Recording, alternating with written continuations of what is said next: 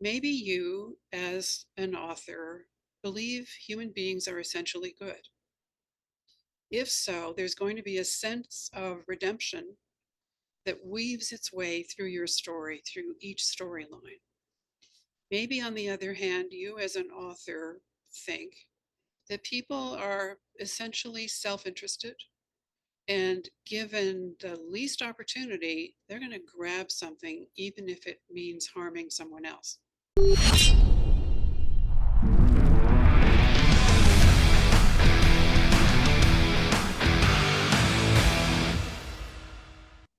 Well, hello and welcome to another edition of the Ronin Leadership Podcast.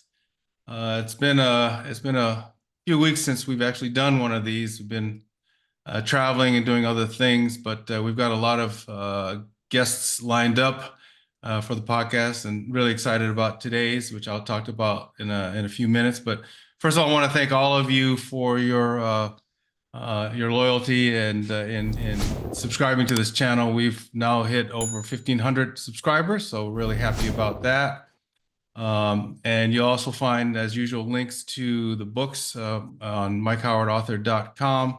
I've got another one coming out soon, hopefully, getting through the next Jack Trench novel, but really appreciate your comments and any suggestions you have for guests, and of course, any areas of improvement, we welcome those. But thank you so much for your loyalty. Continue to hit the like button and the subscribe button, and we will move forward. I am really excited today.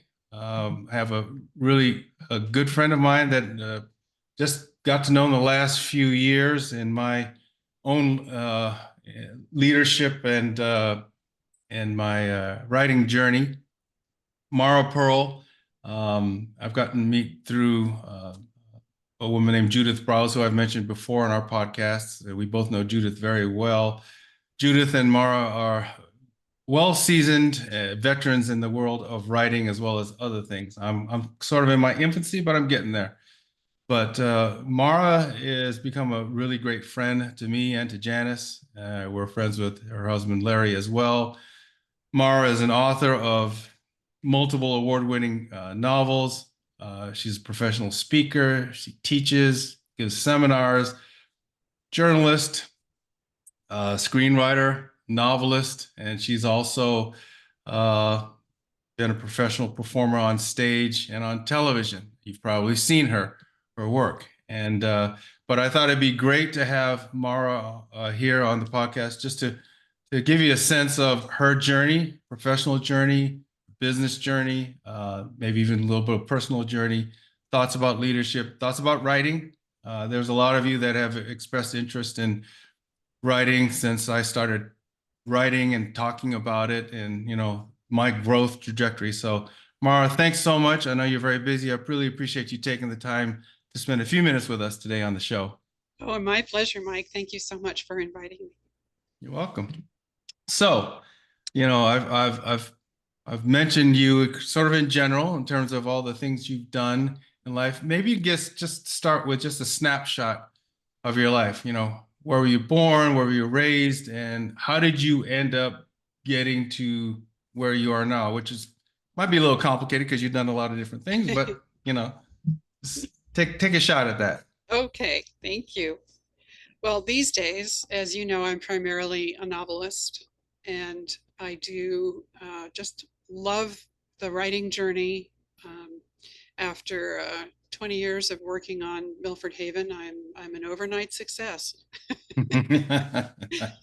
So 20 years. Yeah, and it's not an easy path, but it is so rich in all the things that we learn that I wouldn't trade a moment of it. Some of the successes are very satisfying. Some of the failures are very instructive. So, it's that sort of journey up the mountain that I really am enjoying. And the writer community, as you and I know, is a very nurturing one. I'm sure from the outside, it may look as if we're all competing with one another. And that is just not the experience that I have ever had as an author. Instead, we kind of lock arms and figure out the difficulties as we go. We Hmm. want to float all boats. And what I really mean by that is I want everyone to enjoy reading. There's a timing thing. It takes me about a year to write one of my novels. So when I'm at a book signing, my followers are excited that the next book is out, and so am I. But of course, the first thing they ask is, when is the next one? Right, And right. I'm like panting, like, oh, I just finished one. And so, what do I want my followers and readers to do in the meanwhile? I want them to read the books that my wonderful colleagues have written. So I recommend and I ask people, what do you like to read? Hmm.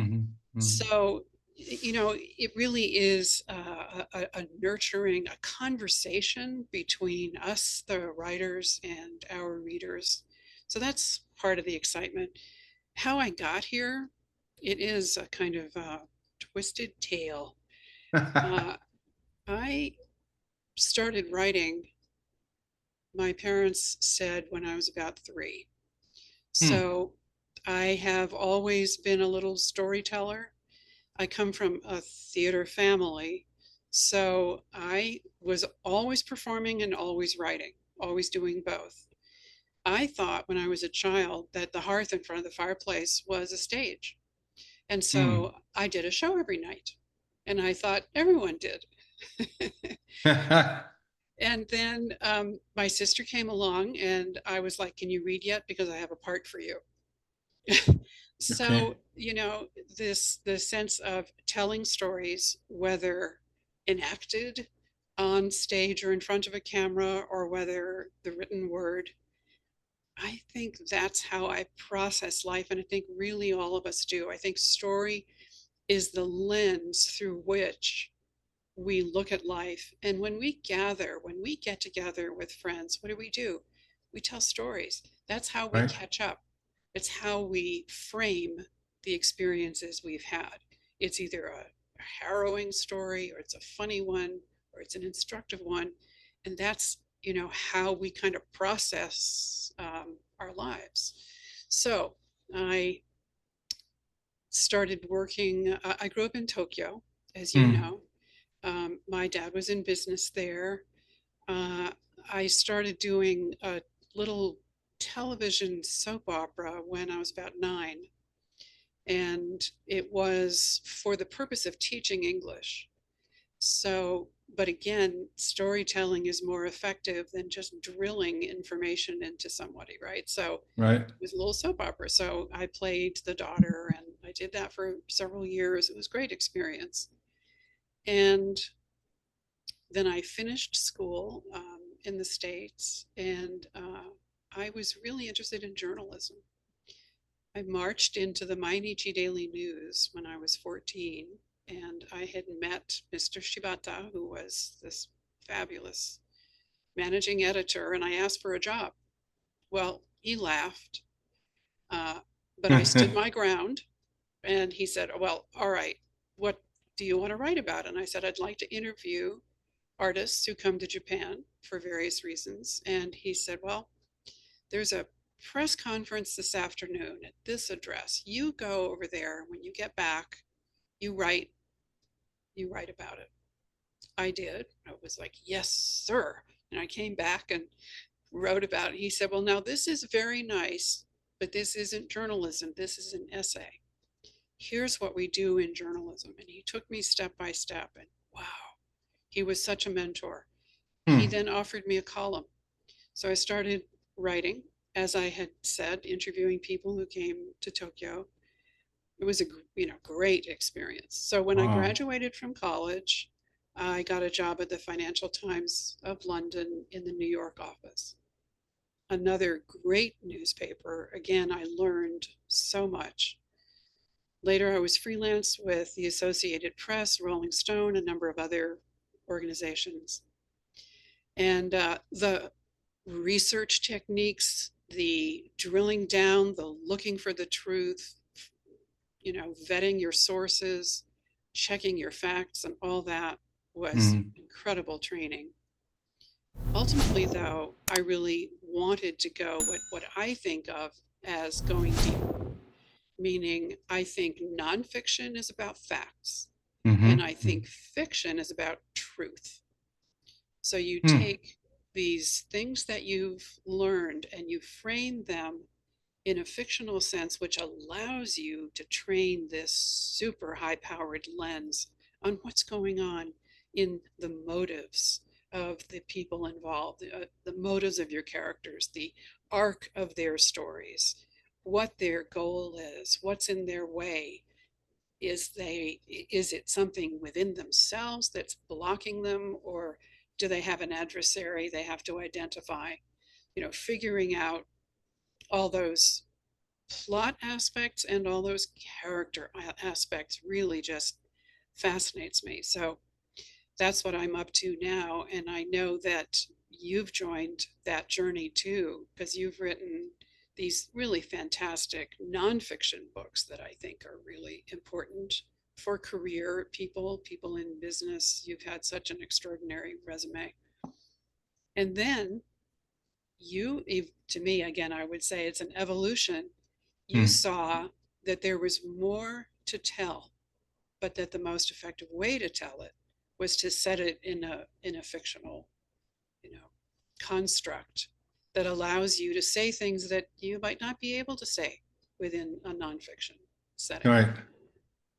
It really, I love that phrase you talked about where nonfiction is about truth or facts, but the fiction is about the truth. And you're absolutely right. As we'll delve back into Milford Haven because I really want to get into that. But, when I started writing the Jack Trench novels, a big impetus for me was to be able to tell the story of CIA officers uh, in a way that hasn't been told before because there are these misconceptions about what we do and whether we're bad or good or blah, blah, blah. And just to give you an idea of the sacrifices that these men and women make Mm. in trying to defend the country, obviously in a fictional milieu. So I'm gonna have to steal that phrase from you, but I just love that. Oh, thank you. Yeah, just quote it. I mean, I think it's an interesting. Some people don't agree with it,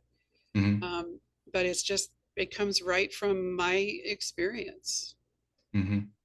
You obviously you've never been shy about going after what you're going after, walking into the newsroom and asking for a job, I know. with no journalism experience. Um, what are the biggest differences in terms of writing, just pure writing, between a journalist and an author? I mean, what are the kind of two or three things that just kind of you learned in that journey? Well, starting with Mr. Shibata's mentoring, he talked about the structure is different. So the structure of a news story, it is the entire story boiled down to one sentence, and that has Mm, to be your opening sentence. So you really start with a punch. And back in those days, the attention deficit might not have been as mm. bad as it is now. All right. But even so, the goal was to offer the reader, you know, key information right off the bat. And then the reader chooses, is this something I want to know more about or not? Hmm. Maybe not. Then they're going to move on to the next story. But if you have captured them, then in the second paragraph, you flesh it out a little bit, but still only in an outline form. So what you're doing is respecting the time of the reader, Mm, and they're busy and they have a lot of material to get through. So you offer them a layered approach to this information. And the other key thing, of course, is within journalism, you do not offer an opinion whatsoever. You really keep yourself out of the story. You know, you're just working really hard to be a transparency. And so that's hmm. why it really is about the facts. Sometimes you have to check yourself because you realize you've colored, through your own lenses, Right. You've colored what you're reporting. You got to go back and remove that. You want to be completely impartial and clear-eyed. It's a sort of being the camera. So that's some of what I learned within journalism. Authorship is all about point of view. POV is the term Hmm. that we use. And your there's so many choices to make as you begin authoring a work of fiction. Who is telling the story? Are you going to tell it in first person or third person? If it's first person, it's tricky Yeah. because your reader can only know what your protagonist knows. It's a very interesting way to navigate through a story, but it has its limitations. Third person, you're omniscient as the author, you can see everything and you can know everything, but you're still dealing with characters. So the technique that I use is either segment or chapter by chapter, I identify which character I'm coming from. Hmm. So POV in a scene, let's say it's a dinner scene, and I'm Zach. He's one of my characters in Milford Haven.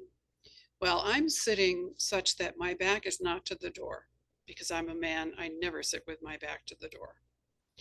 And so I can see the front door. I can see who's coming in, Right. but I can't see the kitchen. So I have to be careful in my reference points. I can't have Zach noticing the waiter coming out of the kitchen because Zach's Mm. got his back to that kitchen. Right. But Zach can see, oh, guess who just arrived? Michael just walked in the door, right? Now I'm going Hmm. to switch for the other half of my dinner scene. I'm going to have Miranda sitting opposite him. Well, she can't see the front door, but she can see all the dishes that are being brought out from the kitchen. Ooh, look at that roast chicken, and oh, somebody's ordered soup. So it's like, again, camera work. Yeah. But what I don't want is to confuse the reader. I don't want them to feel lost. I don't want them to have to stop and go say, wait a second, who was that? Why? But they couldn't have seen out the window because the window's behind them. I don't want my reader worrying about anything like that. I want the reader just to be in the flow of the story. So there's the technical aspect of point of view in authorship, but there's also the author's voice. You, as an author, have a perspective on life. And in some of my special programs for authors, I ask people to drill down into their own core values. Maybe you, as an author, believe human beings are essentially good. If so, there's going to be a sense of redemption that weaves its way through your story, through each storyline. Maybe, on the other hand, you as an author think that people are essentially self interested, and given the least opportunity, they're going to grab something, even if it means harming someone else. If that's your core value, that will show up in the story. You have to let your characters do what they would do and say what they would say rather than just out of thin air having someone do something they really wouldn't do, Right. because that's when you break faith with your reader. Again, you don't want your reader putting down the book and saying, ah, I don't believe that. You want that willing suspension of disbelief. That's the key to all fiction, that somebody is going on this ride with you. So you're responsible then for the pace and the safety rails and the sense of comfort. And it's like, I'm not going to throw you off the train. I'm going to get you to the end of the story with a sense of the integrity of the story.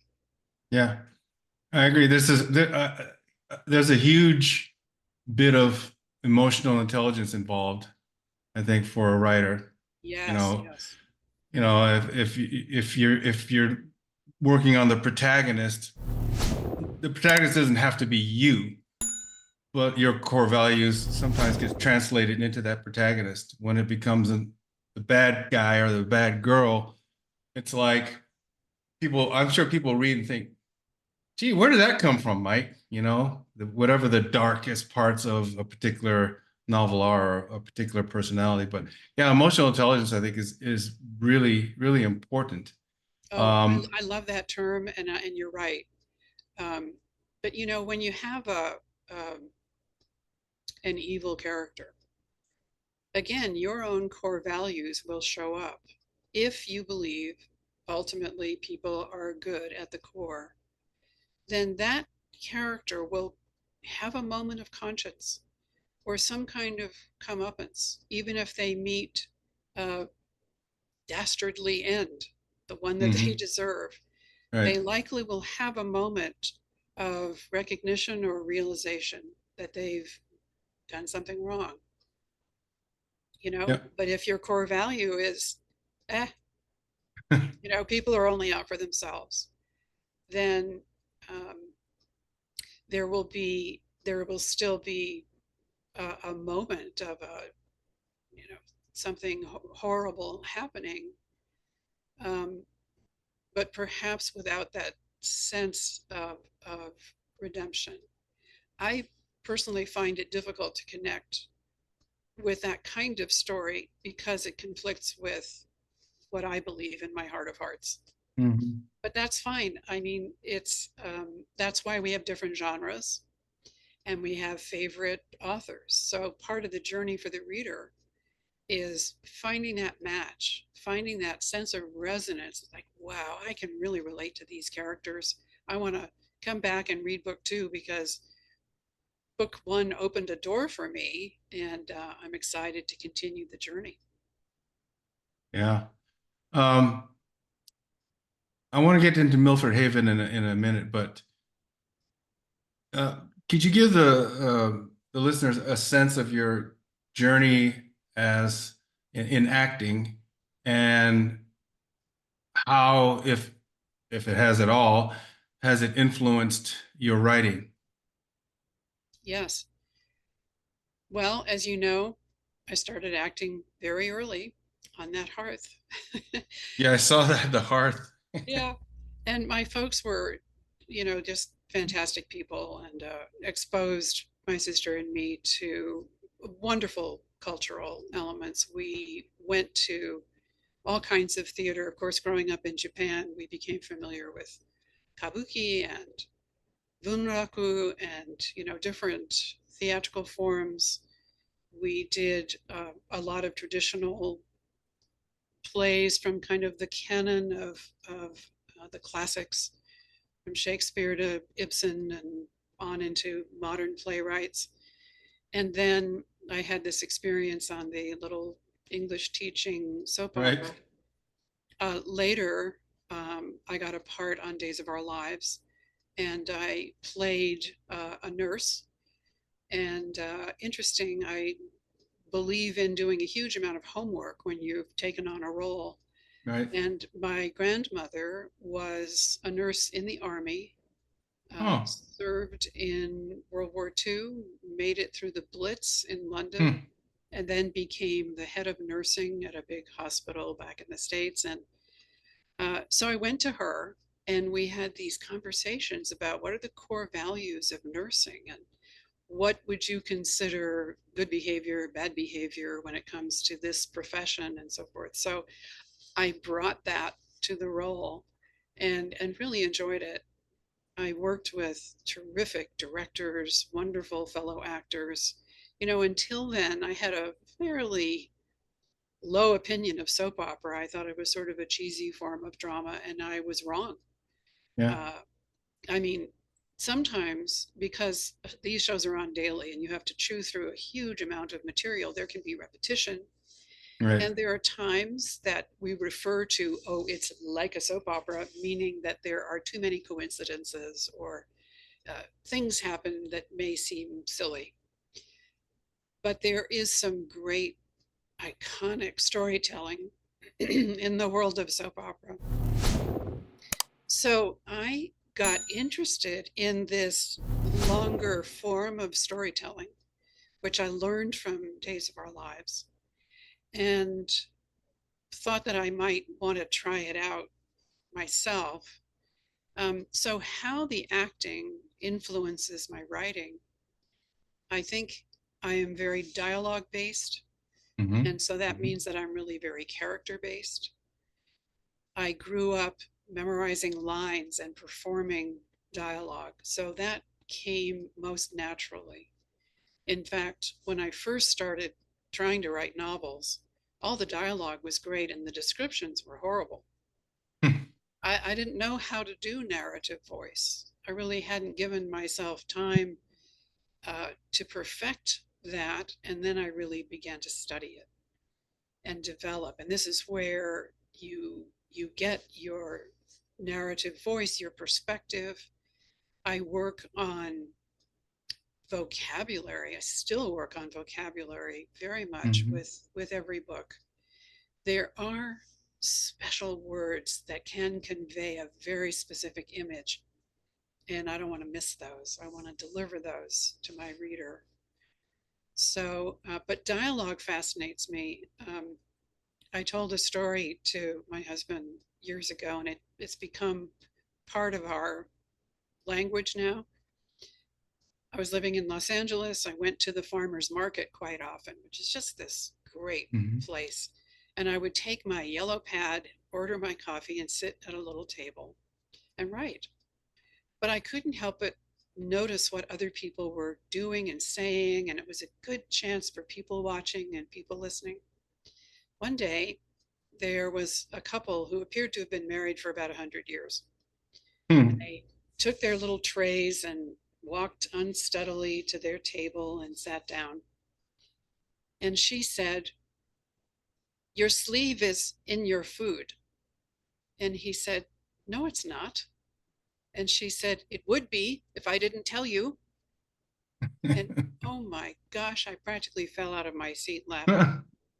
To me, it sort of encapsulated this, whatever, what, of 50 years of marriage, Right. that, she could predict his behavior and so forth. And I thought, okay, so this is how people who know each other very well, this is how they talk to each other. There's text, and then there's subtext. Hmm. There's what is said and what is not said. And those are equally important. And in fact, I have a whole program that I teach to other authors about dialogue and dealing with this text and subtext.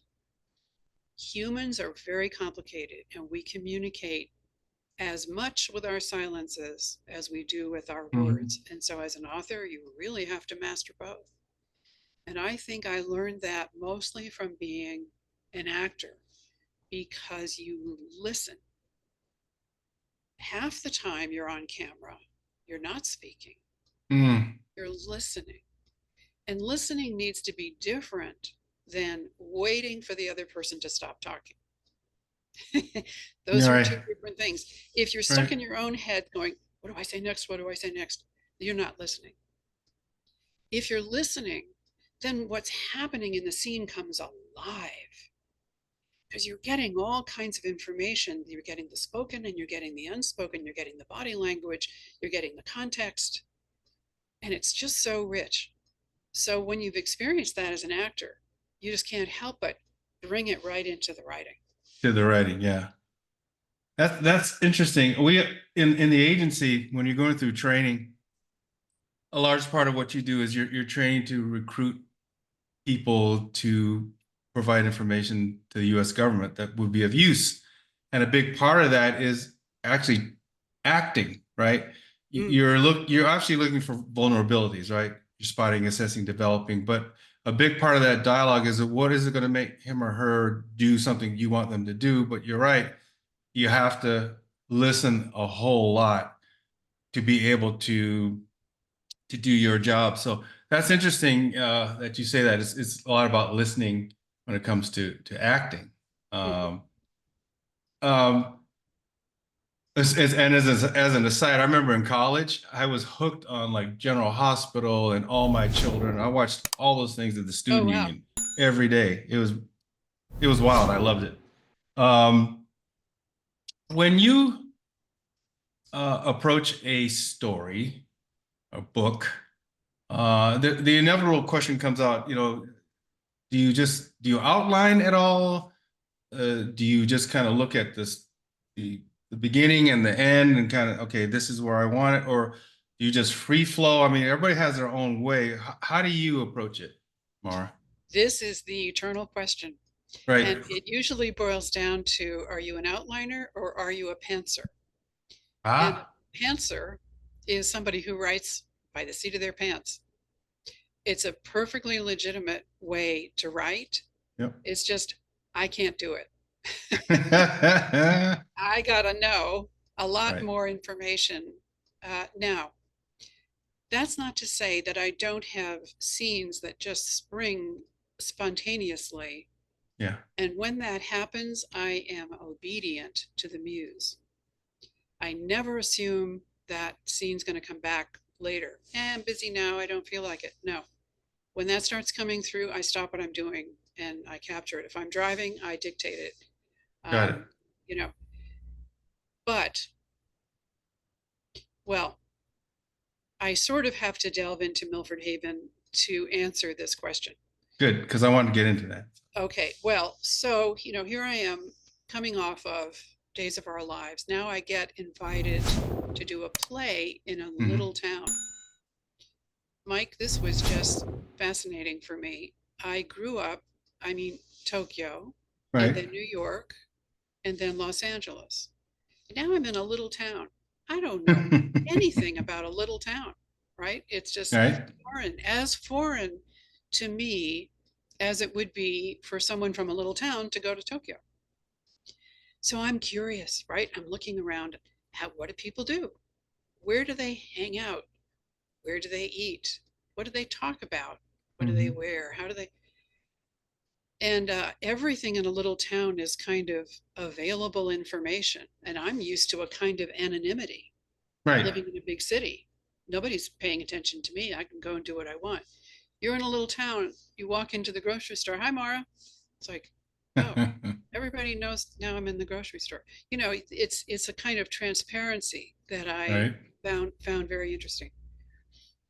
So I'm in this beautiful little coastal town and I'm doing a play. This was a all summer performing in a beautiful little jewel box of a playhouse. And it was a two characters, just me and one other actor. So, but during the day, I sort of felt like I was doing research. And I Hmm. thought, boy, this would be a fascinating frame for a story. And you could really get to know these characters and how they interact with each other. And things, in a way, happen slowly in a little town, and in a way, they happen fast because you get the results of your action back right away because it's happening in a teacup. Hmm. Hmm. So uh, there was a little radio station. The owner had come to see the play, and he said, "Oh, gee, love the play. If you ever want to do something for radio, you let me know." So now this is sort of ticking over in the back of my head. And I went to the little radio station and said, "What would you think about a soap opera?" And he goes, "Ah, always wanted to do that." So I start writing it, and I concluded my work there for the summer. Now I'm back in Los Angeles and I'm working on Days of Our Lives, and I start sending my scripts up to the radio station. I don't get any response, and when I call, the phone number's changed. So I thought I better drive up there and see what's what. It's about 4 hours Hmm. away. Drive up there one weekend, and I go to the radio station, which the last time I had been there, it had cute little curtains, a pot of coffee. The man's wife kept everything just so. Well, now I walk in there, and there are rock and roll posters festooned all over the walls, and there are three guys um, standing behind a desk in a cloud of marijuana smoke. And so I said, "Is Wally here?" And they said, "Wally? No, he sold the station." Oh, Uh, I've been sending scripts up here. They said, oh, yeah, Milford Haven. Yeah, we've been throwing those away. Okay. Hmm. Okay. So, I'm heading out the door, but I turned around and said, do you have a rate card if I got my own sponsors? And they were like, you would get your own sponsors? So they said, yeah, we have a rate card. Okay. So, Mike, I leave there and I've never sold anything. Now I'm going to walk up and down Main Street with a rate card and say, if I did a radio drama, would you support it? And they all said yes. Wow. So they had seen me in the play and they were Okay. seeing me on television and they figured I knew what I was doing. Of course, they were wrong about that, but um, That's I okay. got back to the station with a bunch of commitments, like a couple $1,000s. So Wow. the radio manager was like, "You're on the air." Uh, okay, when? Well, how fast can you? So now I'm going racing back to LA and I start making a bunch of phone calls. I call my pals with whom I've been working on Days of Our Lives. I got other friends on other soaps, and I have to find a studio. I Hmm. find this fabulous engineer. I still work with him. I call him Engineer Bill. Oh, yes, right. Right? He had a little wonderful little studio focused on spoken word. He loved radio drama. He was the perfect partner for this. We created some episodes. We got on the air in this little town, which is called Cambria, Hmm. and we were a hit. So, wow, it was busy. Write a show, record the show, edit the show, deliver the show once a week, once a week, once a week. Wow. And you're still on Days of Our Lives? No, this You're was, done. they did overlap, but Okay. then I was finished with Days and this became my full-time thing. Okay. So it was local interest because my fictional town is loosely based on Cambria. So I thought it's great that it's working, but it kind of should work because it's so locally focused. What Hmm. would happen if I got it on the air somewhere else? I found out Rochester, New York is a big test marketing city for a lot of products in the United States. I flew to Rochester. I found a little radio station. I talked to the guy. He said, okay, we'll give it a try. And we became a hit there. Now we're starting to get a lot of press in the Central Coast, a lot of press in upstate New York. I get it on the air in a couple more places. I try to sell it to syndicators, and they say, ah, Mara, did you notice that you missed radio drama by about a generation? And I'm like, I did notice that. And did you notice that we have great ratings? And they just said, we can't, we're going to check the numbers. And they came back and they said, the numbers are bad. And I said, no, the numbers are zero. And you're putting a zero into your averaging because there is no radio drama in most markets. You can only Hmm. look at the markets that have radio drama and then you'll see the true numbers. And they said, no, no, we couldn't do that. We couldn't communicate. Meanwhile, my show somehow came to the attention of the BBC. Hmm. There was a woman who took over Radio 5 and she wanted to basically open the airwaves in the UK to product coming in from other English speaking parts of the world, South Africa, Australia, etc. And she had heard about my show and made an offer. And this was the first time that the BBC had ever considered broadcasting an American serial program. So I signed this contract. Oh my gosh, we were jumping up and down. So we were elated but concerned because now we're going to be on the air with, against, you could say, the best dramas in the English language. Right. So we didn't know how it would go. We start the show 6 weeks in. This producer, Pat Ewing, calls me. Well, it's doing rather well. You might like to pop over. And I said, what does rather well mean? And she said, 4.5 million listeners. Oh, jeez. Whoa. So, we Yeah. went from 4.5 listeners in the United States to 4.5 million listeners.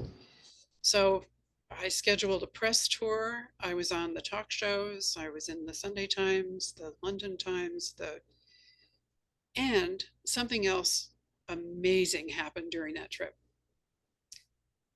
Now, why did I choose the name Milford Haven?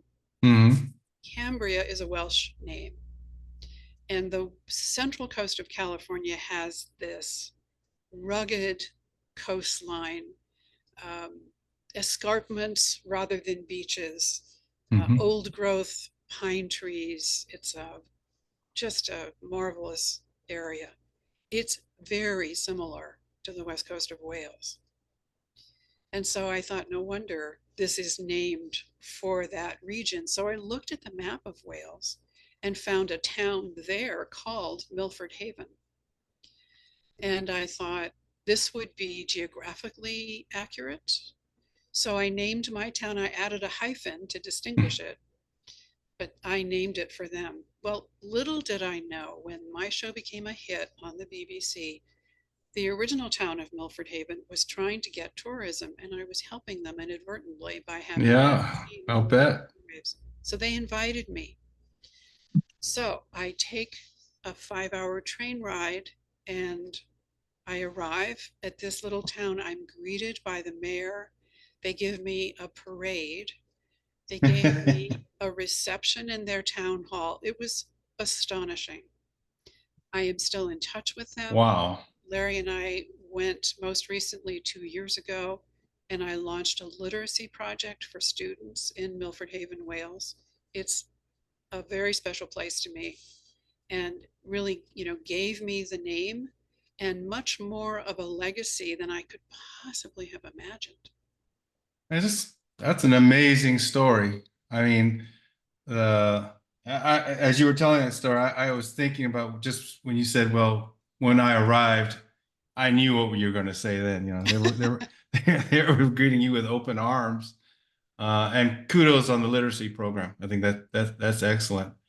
Um, yeah, in a nutshell, because I've read a couple of these. I'm reading, you know, your books, but I've read a couple of your books and I love them. But in Thank a you. nutshell, for the listeners, what's the gist of your novels? The gist is that it's a journey. Life is a journey from head to heart. It's life in a little town. It is, where do you start over? In your heart of hearts, what did you always want to do? Mm, And are you doing it? And if not, why not? And if not now, when? That's, the sort of the interior messaging, I would say, within the mm, story. How it is enacted, I have a character who's a painter. She comes from a wealthy family. She's had a life of privilege in the Bay Area. She loves dearly, loves her parents and her sister, all of whom are very accomplished people. But there's a part of her that doesn't really fit. They don't quite understand who she is and why she has to be an artist. right. They're waiting for her to get a grown up job someday. So she takes a drive one day and finds this little coastal town and feels more at home there than she has ever felt anywhere and moves. Everyone thinks she's nuts. Her parents are like, what? Her manager, her gallery owner, and so forth, they don't understand at all why she would do this. Her sister thinks she's really lost her mind.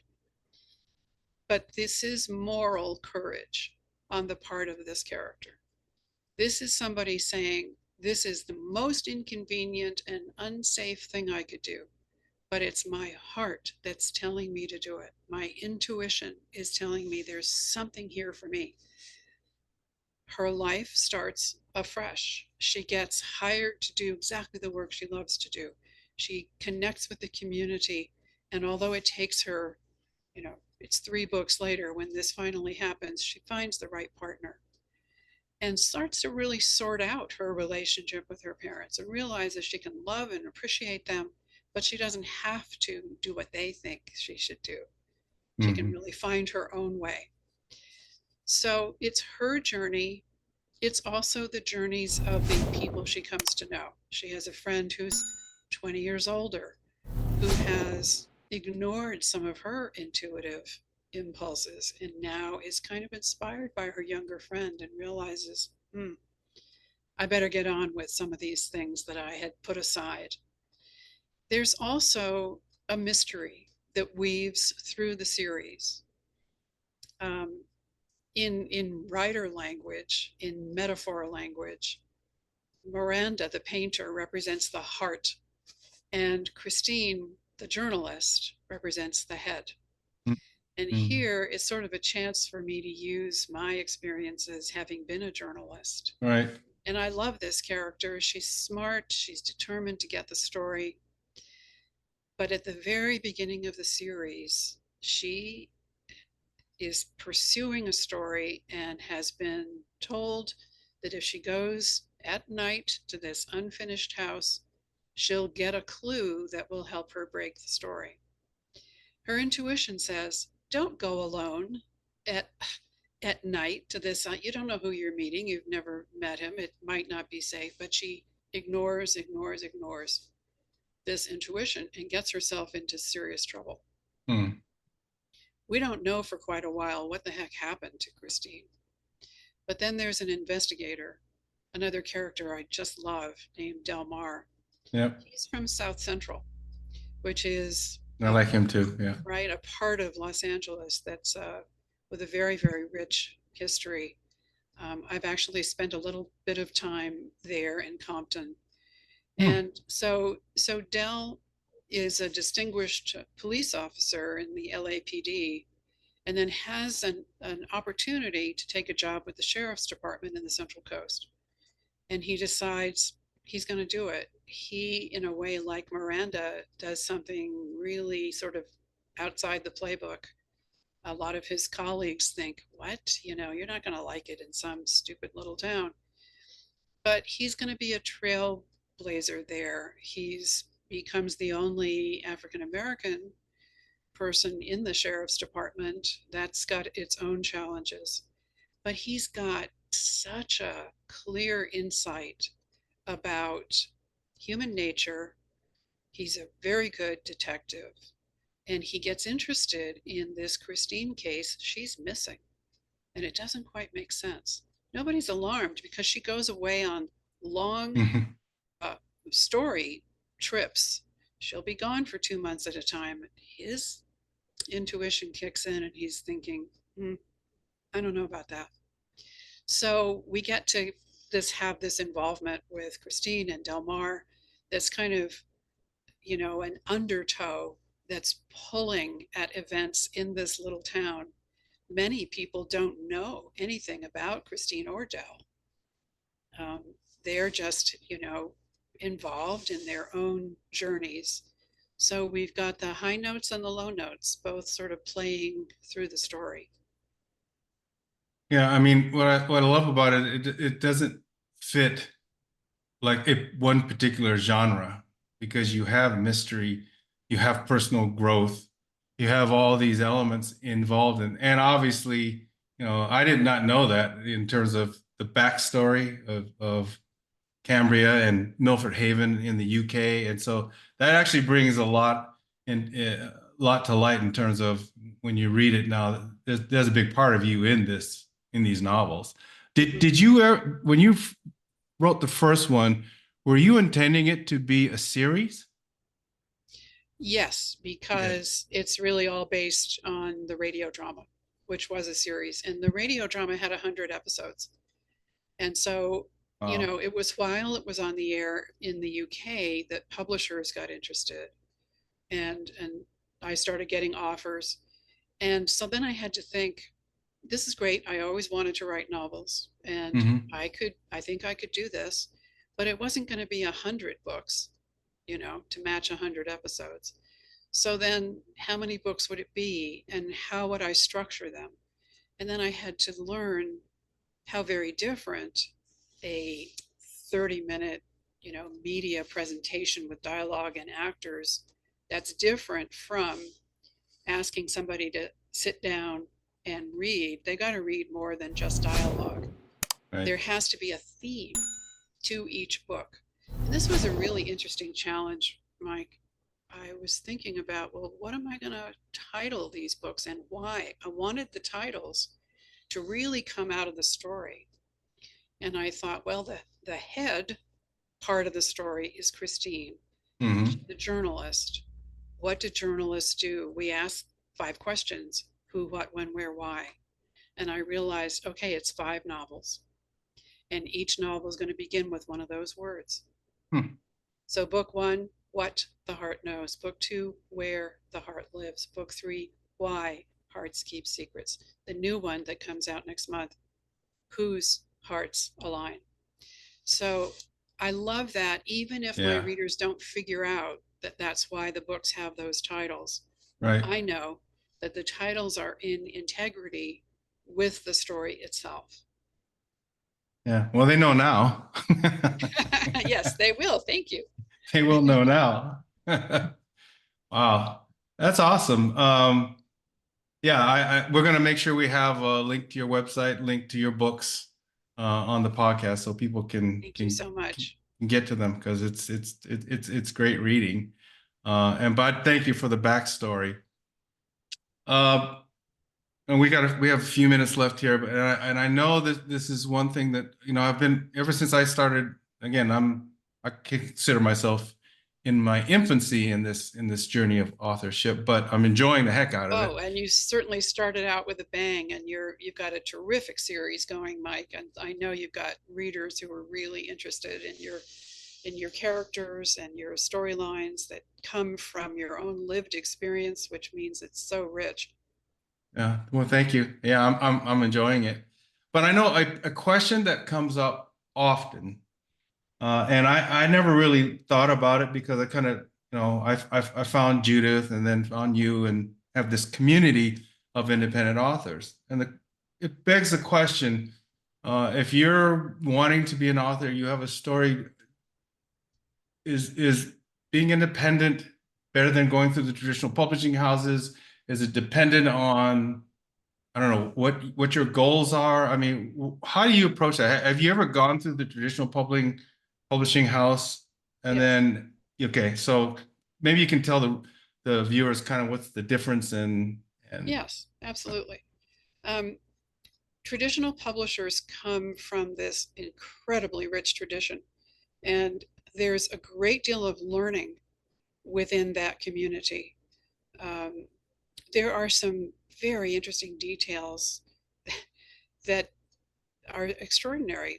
The font that is chosen, the paper that is chosen, hmm, the trim size, the dingbat, the colophon. There are all these special terms in publishing hmm, that I feel now very privileged to have learned.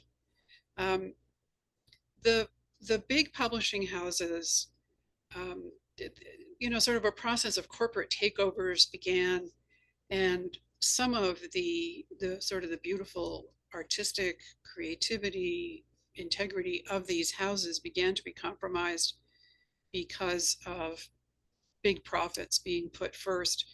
And what you had was some authors being pushed into the mega author status, and what used to be called mid-list authors losing the support that they once had from publishers. Well, while that hmm, was happening, you had technology come along that could create self-publishing.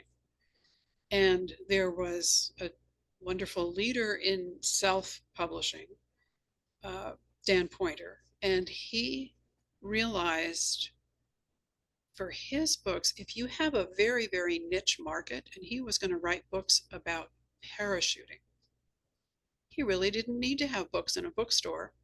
He needed to have books at parachuting events.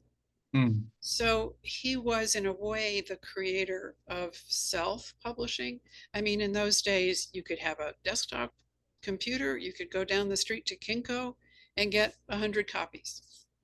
And there was such freedom in that that it was a really exciting possibility.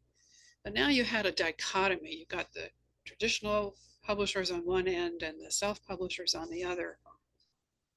Some very good books were being written by authors who just couldn't get to a big publisher anymore. They weren't as open as they used to be. But what was needed was something in the middle. And that something in the middle is called independent publishing. Mhm. And it takes the best of both worlds. So it takes the entrepreneurship of the author from the self world, and it takes the wisdom and compliance with high standards from the traditional world. And so you, as an author, you don't want to pretend that you know how to create a book cover and you know how to design the interior of a book and you know what kind of ISBN you should have and you know how to write the colophon and all these 100 things that need to happen in order for your book to be properly published. So independent publishing is where you find mentors like our wonderful Judith, who's Right. just an encyclopedia of knowledge about publishing. And not only does she have a rich history, she keeps up to date with Hmm. the latest. That's in a way what's so impressive about her. So you want to go to a consultant, a mentor, a leader like Judith. I also help other authors. I have a consulting company called Haven Books. And we walk authors through their options about how to create the most perfect book and match the subject matter with the cover, with what's going on in your particular genre, with what booksellers look for in a bookstore, what librarians look for in a library, and how to really have breakthroughs in all these arenas so that your book can reach its Hmm. intended audience. There's a lot to it. I won't ever say that it's easy, and nor Right. is it cheap, but it is a fantastic endeavor. And I encourage people, just don't rush to publish until you've really asked all these questions and gotten very, very satisfying answers. Yeah. No, that's great. I think that will help people if they're wanting to delve into this world and start this journey and they have something, how to go about it. Because my personal feeling is I've learned a lot. I'm still learning. We're all learning in this Yes, as we for write. We sure. every time we write, we're learning. But it's gratifying to go through all those experiences, so that at the end you're really proud of your product, Yes. right? You're proud of it. You also know it's yours. Um, at the end of the day, it's your words, and you know, a traditional publishing house does have a certain amount of control over those words, and you have to make sure that you want to keep the integrity of your product, right? You do. And I will say, even if you go with a traditional publisher now, and there's still some very good ones around, and they do a beautiful job, they still are going to require any author they sign to be very involved with their book. It used to be more, you go sequester yourself and write it, and we'll do the rest. That's no longer the case. The publishers feel it's the author who's been living with this material, it's the author who's the expert in the subject. Therefore, they have to be involved in, certainly in the marketing, and potentially involved in the branding Yeah. of themselves as an author and of their book or their series. And I have found that to be the case. My publishers, um, expect me to be very involved in all of those levels. But I want to be. It's a wonderful partnership. I mean, that's how I experience it. Right.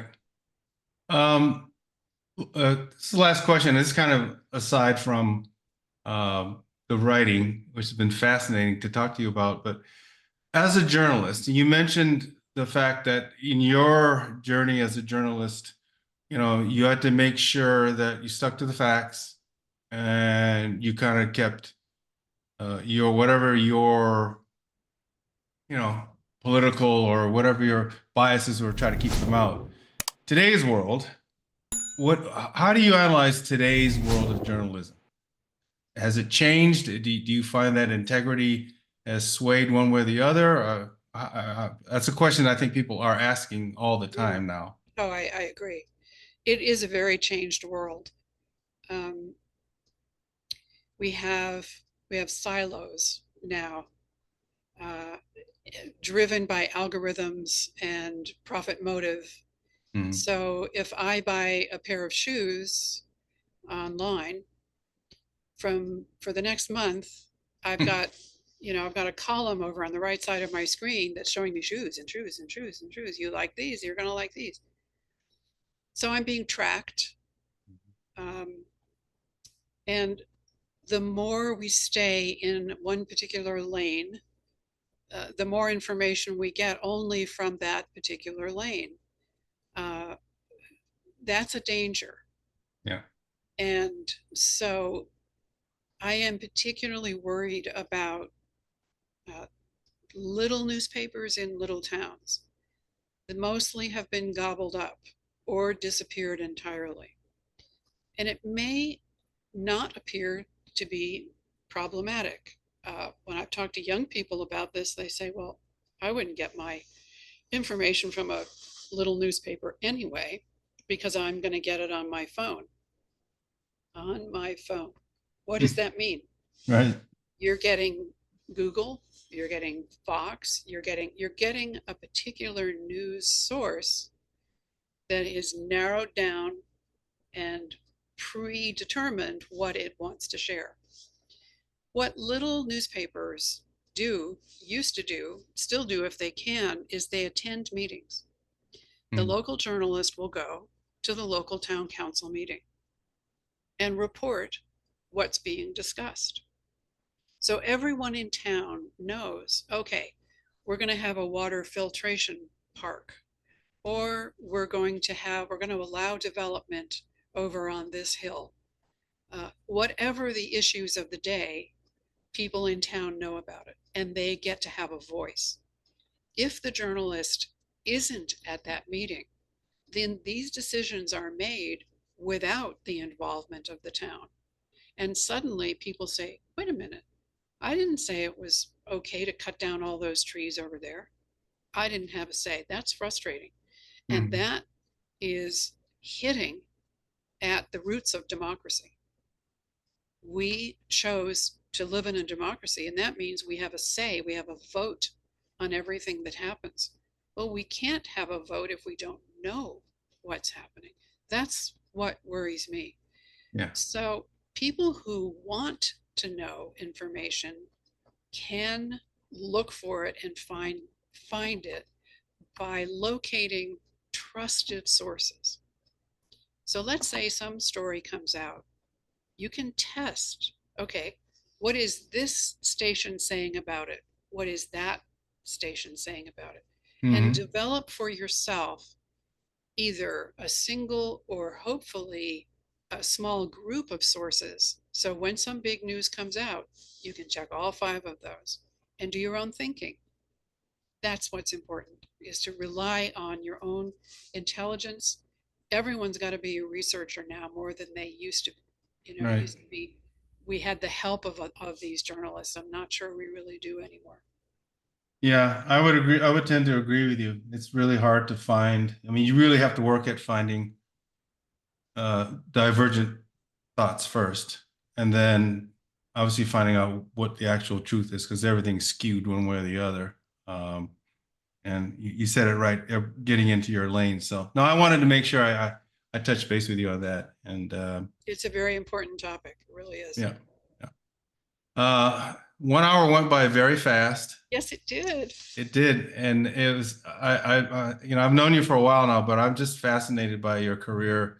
I think from a leadership perspective, it's great in the sense that you have goals and you go after them.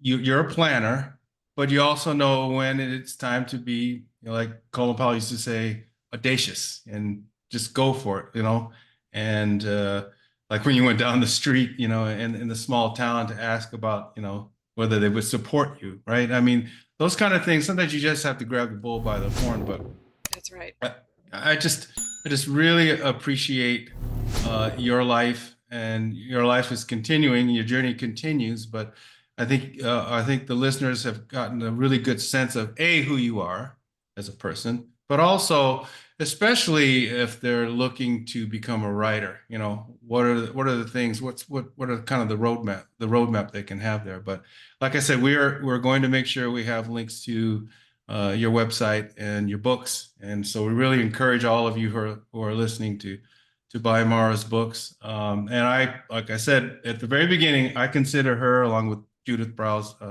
mentors to me in my own authorship journey. So I know you're very busy, so thank you so much for taking the time out of your day to spend some time with us.